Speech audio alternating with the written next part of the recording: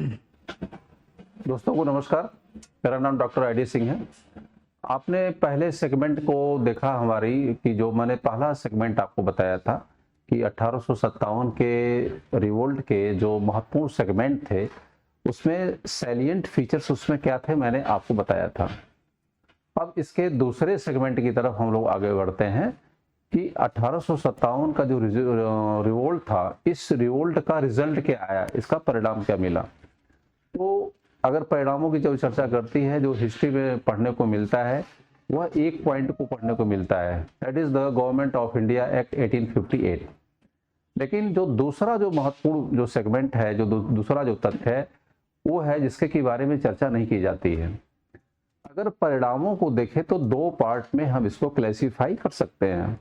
पहला इसका जो लीगल एस्पेक्ट था, जो वो था गवर्नमेंट ऑफ इंडिया एक्ट 1858, और जो दूसरा सेगमेंट था जो कि पॉलिसी से जुड़ा हुआ महत्वपूर्ण तथ्य है, वो है विक्टोरिया डिक्लेरेशन 1858, जो कि इसका एक परिणाम भी आप कह सकते हैं। गवर्नमेंट ऑफ इंडिया एक्ट का जो रिजल्ट था वो था विक्टोरिया डिक्लेरेशन 1 नवंबर 1858 को, जो कि डिक्लेयर किया गया। इसे विक्टोरिया प्रोक्लेमेशन कहा जाता है।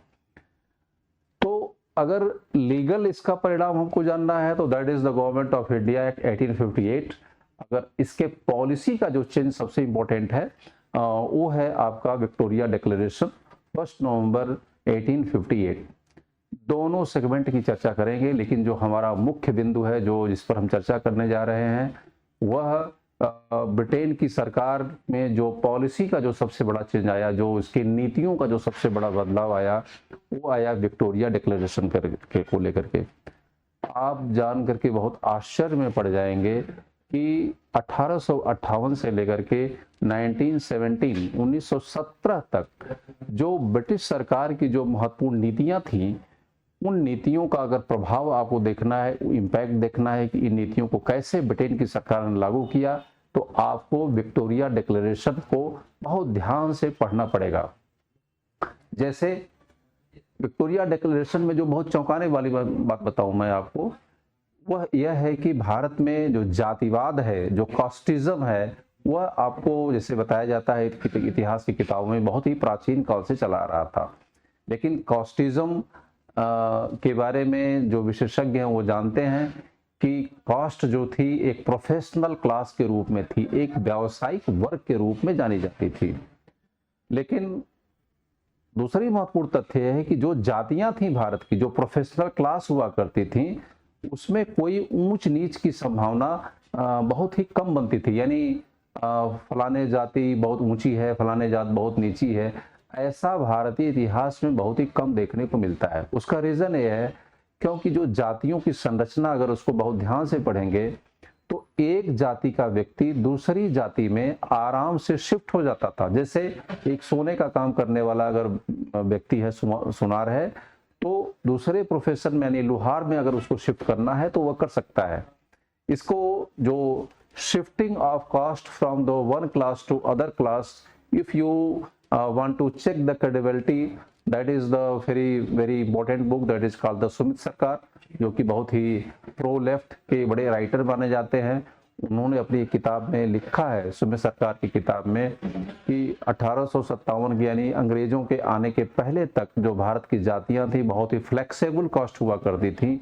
एक वर्ग का व्यक्ति दूसरे वर्ग में आसानी से शिफ्ट कर जाता था, उसमें किसी प्रकार का रिस्ट्रिक्शंस नहीं था। उन्होंने एक रेफरेंस दिया कि कैसे बंगाल का व्यक्ति आराम से जब उत्तर प्रदेश में आता था तो उसकी जाति बदल जाती थी।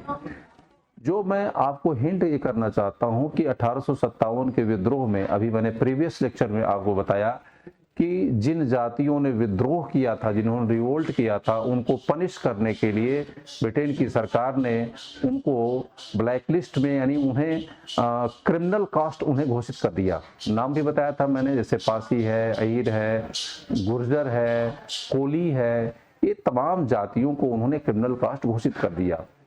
इसके अलावा सबसे इम्पोर्टेंट ये है कि जो सोल्जर्स, जो सैनिक हुआ करते थे 1857 के विद्रोह में, जो वैरियर क्लास हुआ करता था, जो एक बहादुरी का जो जिसे वैरियर ट्राइब हम कह सकते हैं, उस एरिया को जिन लोगों ने पार्टिसिपेट किया 1857 के, उन्हें उन्हें उन्हें मार्शल कास्ट न पहले ये सब मार्शल कास्ट, जैसे कि बंगाल आर्मी से कहा जाता था। बंगाल आर्मी के जो रिक्रूट हुआ करते थे, जो सैनिक होते थे, मुख्यतः अवध क्षेत्र के होते थे।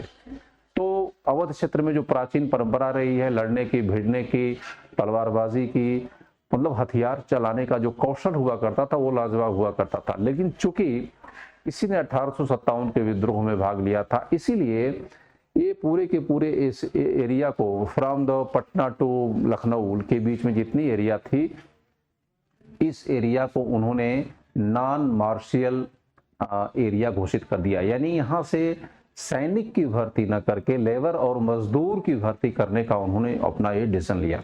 ये बहुत ही चौंकाने वाली बात थी। ऐसे बहुत से माइलस्टोन स्टेप मैं आपको मैं बताऊंगा कि विक्टोरिया डिक्लेरेशन में क्या क्या चीजें हुई। पहले फर्स्ट फैक्ट की तरफ हम लोग डिस्कस करते हैं कि रिवोल्ट ऑफ 1857 था, उस रिवोल्ट ऑफ 1857 का आउटपुट, इसका परिणाम क्या निकला। परिणामों की श्रृंखला में जो सबसे इंपॉर्टेंट था, गवर्नमेंट ऑफ इंडिया एक्ट 1858। इसे ब्रिटेन के पार्लियामेंट में 2 अगस्त 1858 को पास किया गया। इसमें से जो महत्वपूर्ण तथ्य है कि ब्रिटेन के प्रधानमंत्री पामस्टन ने इसे ब्रिटिश पार्लियामेंट में इसे प्रोड्यूस किया था, लेकिन यह एक्ट ब्रिटिश पार्लियामेंट में पास नहीं हो पाया, क्योंकि यह पहला अवसर था कि ब्रिटिश पार्लियामेंट में कंपनी के मुद्दे पर वहां की सरकार गिर गई। गिरने के बाद वहां के पार्लियामेंटेरियन थे मिस्टर हेनरी स्टानले, उन्होंने इस एक्ट को, गवर्नमेंट ऑफ इंडिया एक्ट 1858 को वहां के पार्लियामेंट में प्रस्तुत किया। तो उनके रिकमेंडेशन पर, यानी उनके कहने पर ही हेनरी स्टैनले के द्वारा गवर्नमेंट ऑफ इंडिया एक्ट 1858 वहाँ की पार्लियामेंट में पास किया गया। और वहाँ के जो भी क्वीन विक्टोरिया थी, विक्टोरिया ने उस पर 2 अगस्त 1858 को साइन किया, यानी हस्ताक्षर कर दिया। इसके बाद यह एक्ट ब्रिटेन की पार्लियामेंट में पास किया गया। इसके कुछ महत्वपूर्ण तथ्यों की बात करें तो दो तीन महत्वपूर्ण तथ्य इसके लिए हैं। पहला है कि भारत पर जो कंपनी का रूल था उसे पूरी तरीके से समाप्त कर दिया गया। भारत का शासन ब्रिटेन के सम्राट या महारानी के हाथ में दे दिया गया। दूसरा है कि जो ईस्ट इंडिया कंपनी की जो गवर्नमेंट चलाते थे उसमें बोर्ड ऑफ कंट्रोल कहा जाता था, तो बोर्ड ऑफ कंट्रोल को समाप्त करके उसकी जगह पर सेक्रेटरी ऑफ स्टेट, जो भारत सचिव होता था, सारे अधिकार वहां पर दे दिए गए। तो सेक्रेटरी ऑफ स्टेट जो होता था, आपको पता ही है कि ब्रिटेन का जो राज्य मंत्री सेक्रेटरी ऑफ स्टेट होता था और ब्रिटेन के पार्लियामेंट का इलेक्टेड मेंबर होता था। तो उसके सहायता के लिए 15 सदस्यीय 15 मेंबर्स एक काउंसिल होती थी, उसे इंडिया काउंसिल के नाम से कहा जाता था।